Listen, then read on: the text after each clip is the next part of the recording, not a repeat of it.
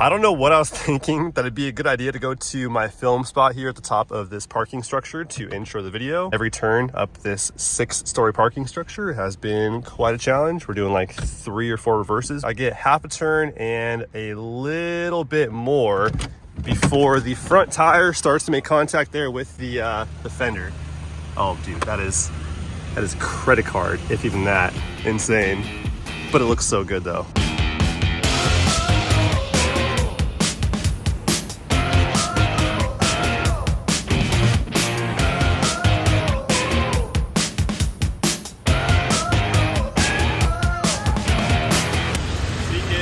Nothing's impossible. Now, trust me, guys, I really do not want to pull the 37s off of the Tacoma, but I kind of sort of have to sooner than later to get back to life as it once was, before having the turning radius there on the steering wheel of half a crank before tearing off the fenders. But man, it's been a sacrifice. It's been well worth it for the last couple of days because, oh my goodness, dude, that looks absolutely insane. What I'm doing today is an MPG test on the Tacoma here. I have the non-hybrid with no lift kit and 37-inch BFG KO2s and a load C tire on the 17-inch by 8.5 Method NV305s with a plus 25 offset on it, and that's how she is sitting right there. Also too, I pulled the front air dam off for what that's worth. Again, I don't think it does too much for MPG. I've done research online and looked at forums and YouTube videos, and I see kind of a ballpark of like half an MPG to maybe 1 MPG. Kind of ranges in that ballpark right there. I've never done the test myself. I'm gonna head down to the gas station and top it off, and then go for a drive some miles, and then go back to the gas station and top it off and see exactly how many gallons of gas we burned to how many miles we actually drove. And I'm not going based off of the dash on the truck, because now that we have the bigger tires, we are traveling a further distance with the taller diameter there in the tire than the odometer will show. Hopefully pulling into the gas station is not going to be a lot of drama. It probably will be, but we'll make it work. Okay. So it's rubbing even worse. I can't turn even a quarter now without something rubbing. Ah, dang. Okay. Shoot.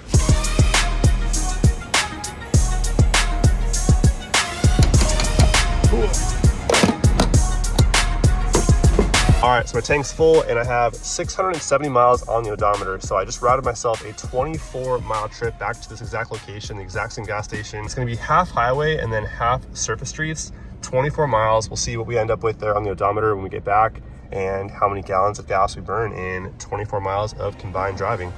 Let's get to it.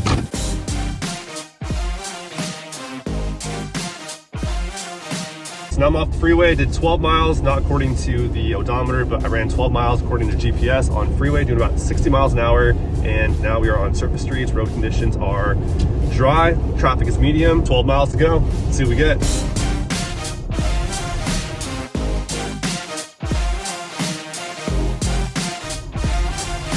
We're back at the gas station, and there is no way I can turn left at the light and make a sharp right turn into the parking lot. So we're gonna continue forward and move on to the next gas station. But check this out right here. So that trip was 24 miles exactly, but on the dash here it's saying we drove 20.8 miles. So there you guys have it. Registers a lot less there on the odometer. Going from that 30, it's about a 30.5 inch tall tire to about a 36 is quite a jump. So we're driving a lot further than the truck thinks, for sure. So onward to the next gas station, one that is maybe right here on the right hand side that I can kind of ease my way into. Yeah, oh man, luckily no one's pulling out.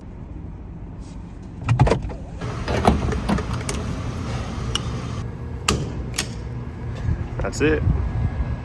1.561.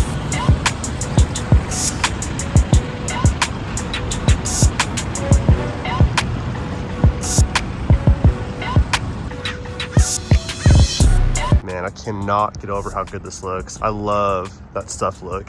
It's too good.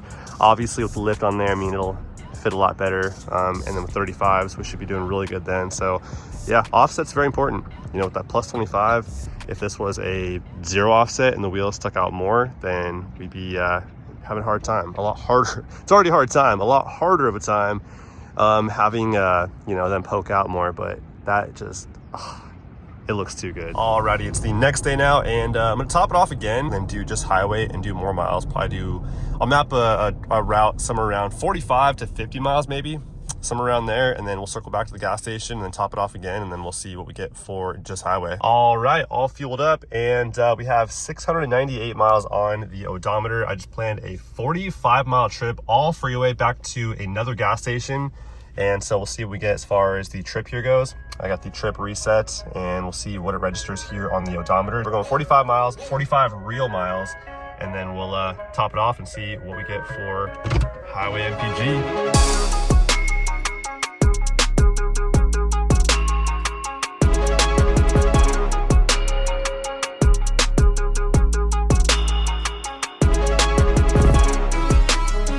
Oh man, these turns look pretty tight. I don't know if I have that. Oh, nope, for sure don't. We have 35.1 miles right there on the trip distance. Now we have 734 miles there on the odometer, but I actually traveled a true 44, just over 44 miles. Because those tires are taller, they're essentially longer. So we traveled further while the hub rotates the same. We are going a further distance though with the taller tire. So a true 44, but reading 35.1. So let's top her off and see what we burned. Woo! Almost got me. Give it the double click. There we go. Topped off. 1.5 gallons. Bam. Guys, so the freeway test has come to completion, and oh my goodness, dude. Very impressive. I am honestly blown away. It's not going to be a super extensive like road trip, 400-mile trip type of thing. We'll do that in the future, but I just want to run through the city really quick, and then a little highway and see what we can get really quick with the time that I had to spare today and yesterday. So we just did 44 miles, all highway, 65 miles an hour. I burned exactly 1.5 gallons of fuel. I clicked it twice to make sure it was topped all the way off, and that's 29.3 miles per gallon on these 37-inch BFG KO2s, which is insane. So we drove 25 miles and some change yesterday, and that came out to 16.9 miles per gallon, and that was half of city and half highway. How is that even possible, right? Well, a couple of reasons. One being, these tires I have on here right now are not heavy compared to other tires on the market, right? These weigh 63 pounds a piece, as compared to other tires I've seen, other all-terrains, hybrid terrains, mud terrains, upwards. Mud terrains are I've seen heavier mud terrains. They go upwards of, 90 pounds a tire, right? And you may not think that's a lot because, what's the difference between, 60 something pounds per tire and 80 pounds per tire, 20 pounds per tire, 80 pounds in total altogether. What's 80 pounds on the truck? That's nothing, right? But the rotational weight of your tire does not equate to static weight whatsoever. So you can't throw an 80-pound dumbbell in your truck and compare that to the weight of your tires. Rotational weight is a whole different story. When the weight is being flung out, it does not convert the same way to static weight whatsoever. So with these tires right here being on the lighter side of an all-terrain tire, that really helps. But the main thing is these tires are taller, right? So if you were to cut the tire open and lay it flat on the ground, it's going to be a longer tire, right? Which means we're traveling further than we are on the stock tire. Even though the hub is still spinning the same amount of times, the tire being longer or taller, right, is going to travel us further than the stock tire. 29.3 miles per gallon is absolutely insane. Again, not a super extensive test. We'll do more in the very near future on what we get as far as like long distance driving goes, but thought I'd do a quick little run here, around town and see what we get. Also too, keep in mind, there was no like windiness. It was all just straight road and very level highway. There was no climbs or anything to really put stress on the motor. So that's how we achieved, I think, such a good MPG. Also too, the AC was off, and I kept it at 65 miles an hour the entire time. So that's how we were able to really squeeze all the MPG out of the new Tacoma here on the 37s. Sadly, these 37s have to come off either later today or early tomorrow because it has been pretty difficult to even think about maneuvering through a parking lot or gas stations. It's all pretty tough here with these 37s on the Tacoma with no lift, but the lift is coming next week. By the end of next week, we'll have the lift put on there and the wheels and tires over at Westcott Designs and some other goodies as well. So stay tuned for that right there. And then it's time to start thinking about the wrap color we're choosing for the Tacoma.